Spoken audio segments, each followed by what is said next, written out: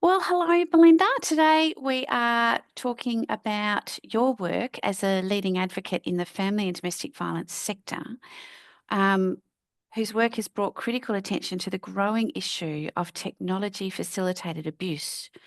So, as technology becomes more deeply embedded in our daily lives, perpetrators are finding new ways to use it as a form of coercion and control, surveillance, and ongoing, sustaining of that control over time.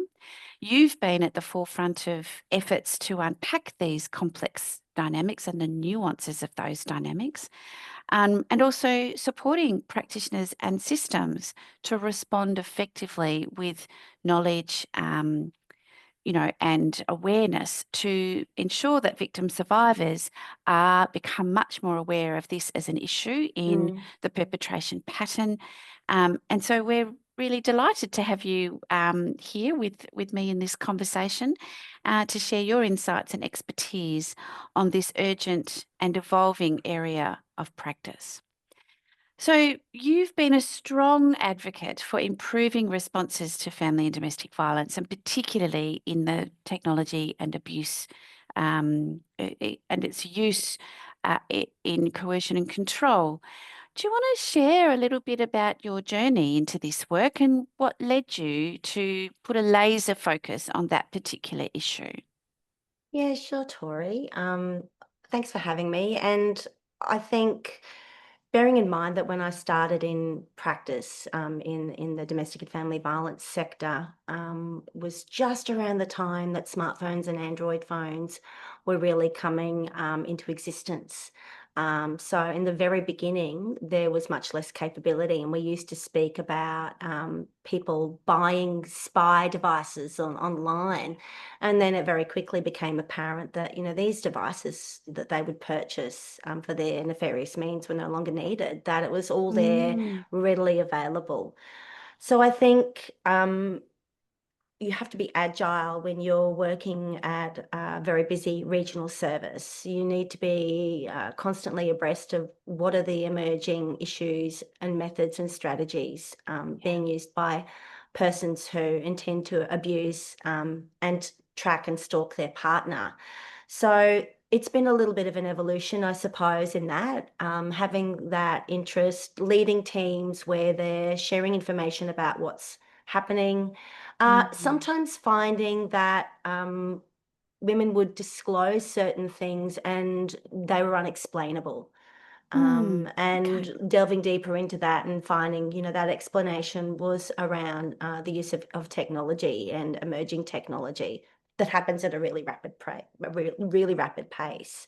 So, as a part of the service that I worked at, we began to see that, particularly phones, but there's other areas as well that I'll speak to, that it was important to have an understanding of the impacts and the intent of this kind of technology facilitated abuse, but that there was some technical know-how required to actually disrupt and interrupt that abuse and that kind of stalking. So we embarked on a journey of, getting subcontractors with that technical expertise, upskilling staff on the basics, making sure that one of the key areas when first meeting with someone who we felt was being stalked was to actually get rid of their old phone and get them a new Right. phone and start Yeah, right. afresh. That became really one of those key areas within assessment, or that first meeting is, okay, first thing, let's make sure that, that this person can't get to you. So throughout Right. that, the service identified that, sometimes it wasn't even necessarily safe for women to attend service appointments or to seek help. So we put in a proposal to set up a tech abuse hub, essentially. Wow. Yeah, Yeah, and wow. that was in a confidential site that wasn't easily accessed. It was a site where it would be obvious if someone was tracking someone to there, they'd have no other purpose of being there other than to actually, stalk their partner. And it's where both their devices, children's devices, and their vehicles could be scanned to see. Amazing. Yeah, What an amazing response. Yeah. yeah, And you're right. I remember the days when the GPS tracking devices would be put on their cars. Like mm, I remember those days. And then very quickly it moved to the phones.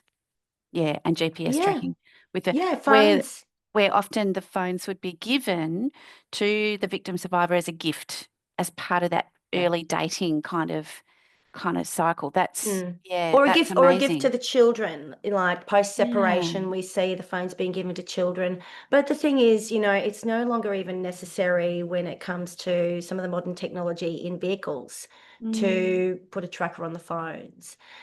of course. There's smart technology in vehicles that means that given the right opportunity, the person using violence, if they were the person purchasing the vehicle, again, very frequent, can, without the victim's knowledge, put tracking into the vehicle's smart technology to track where they're going. But they can also do things like regulate the vehicle.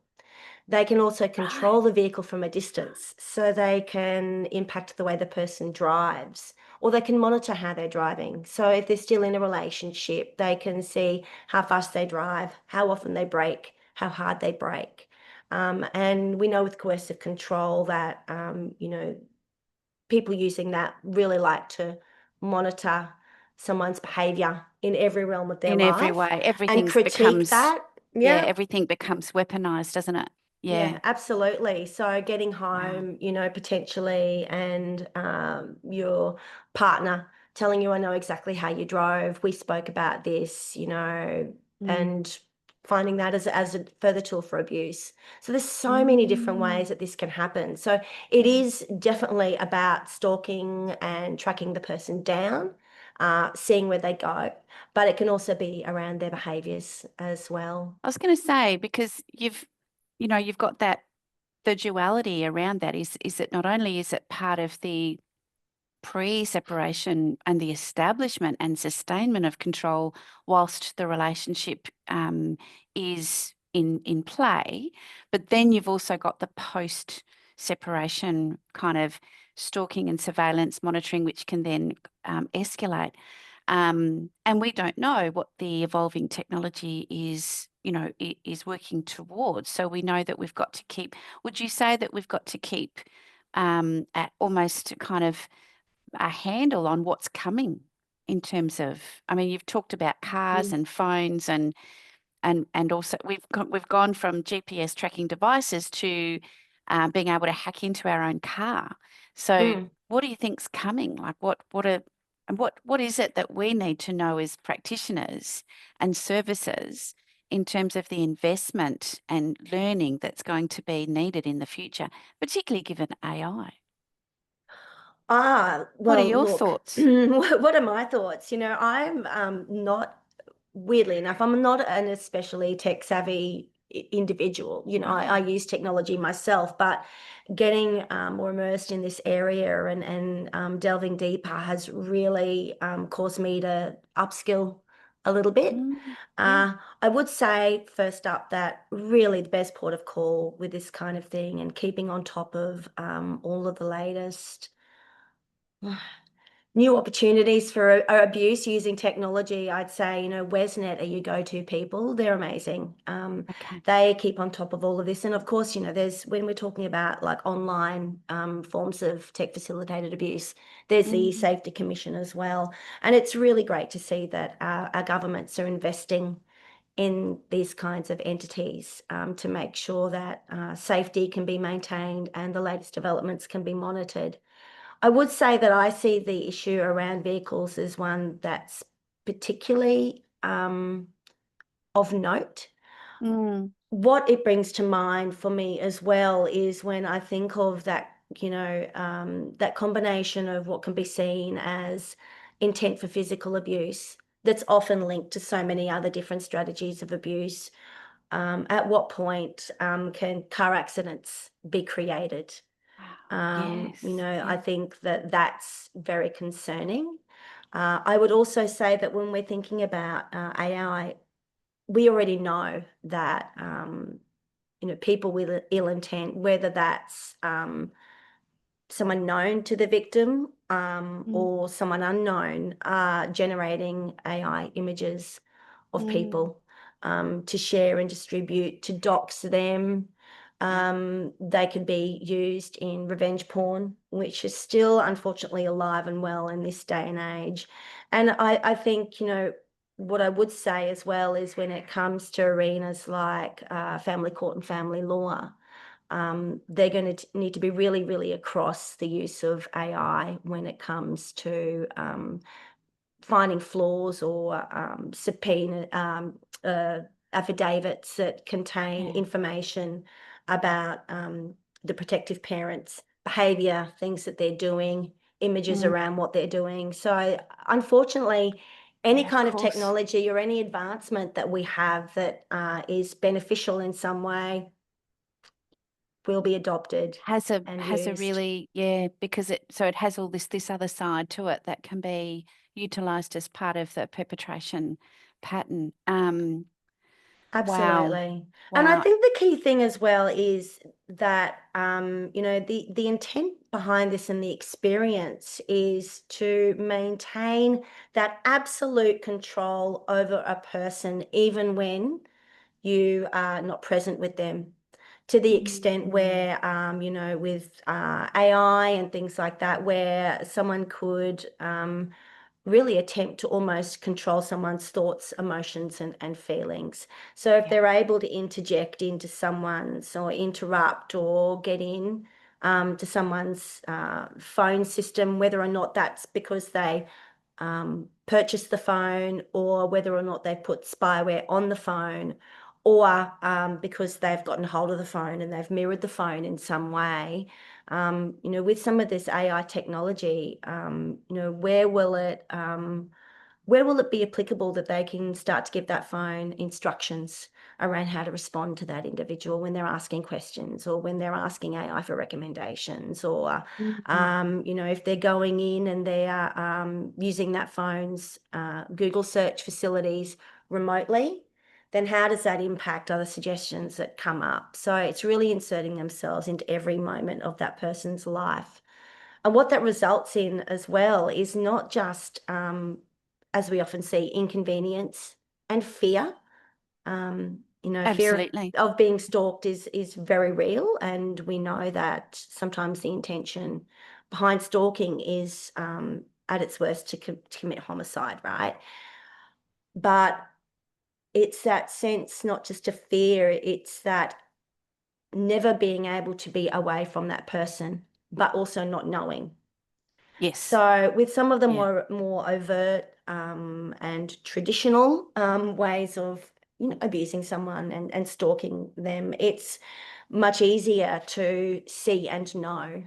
So, I can look out for their vehicle. If I'm going somewhere, I can um, take a different route or I can use someone else's car. So it's much easier to plan for.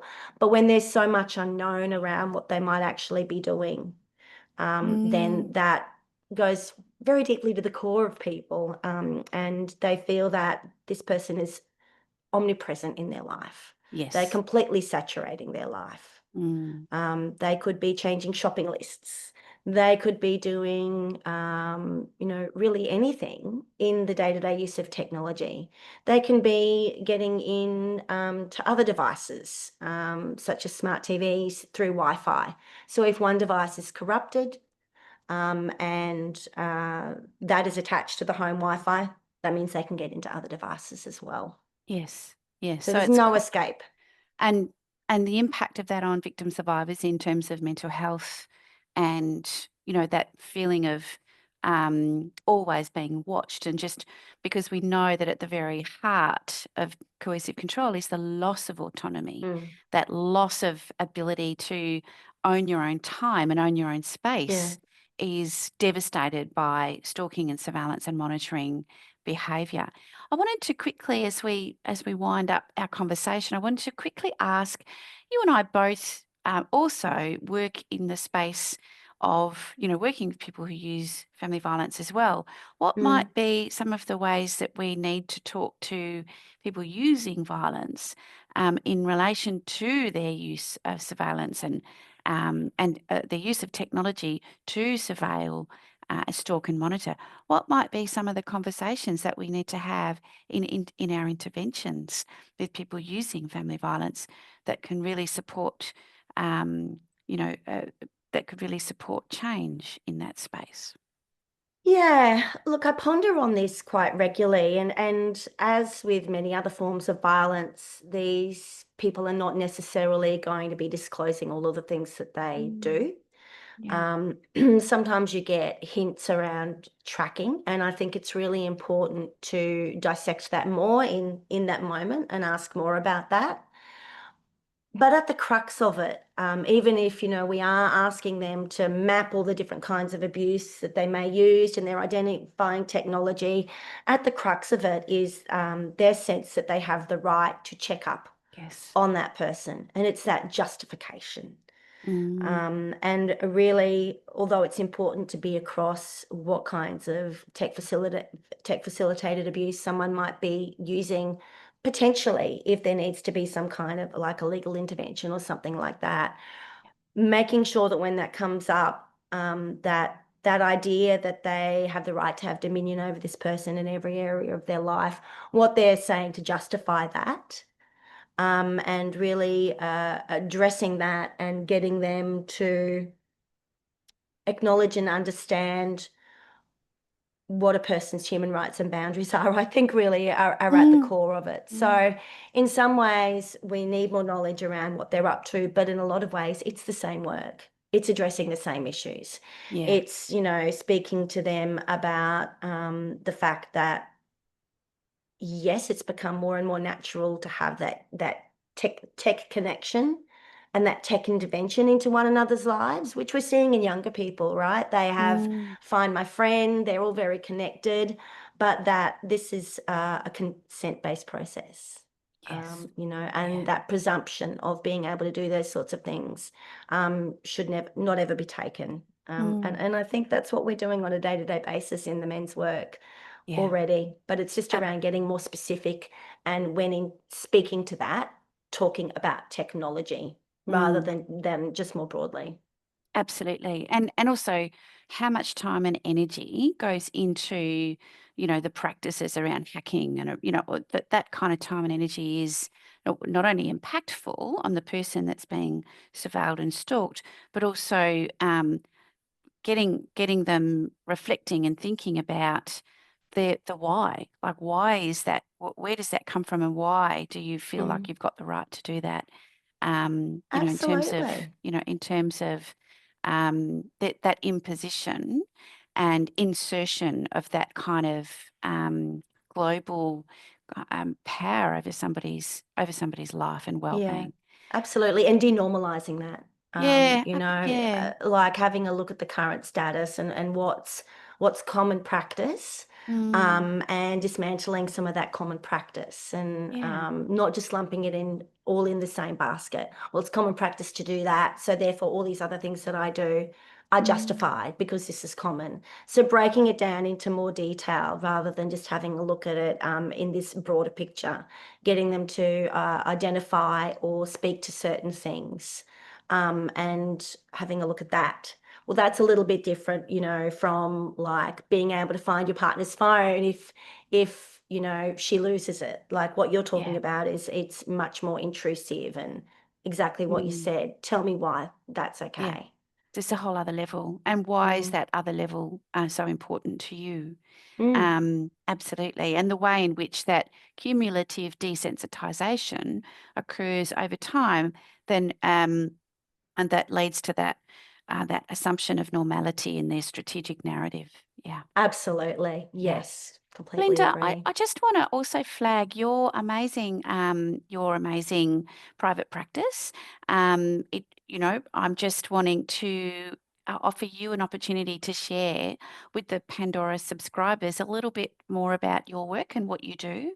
and how they can touch base with you. We'll have a little section in the newsletter for you, but just if you wouldn't mind spending about a minute talking about what you do. And I think I think I've been so impressed with our conversation that yeah, let's get you connected to those services and organisations that need to be better equipped in relation to this issue. Yeah, thanks, Tori. I've, broke out on my own recently in February, and I started Crescent Consulting and Development. So it has kind of two streams. I've been excuse me, working in leadership for quite a long time in the domestic family and sexual violence field.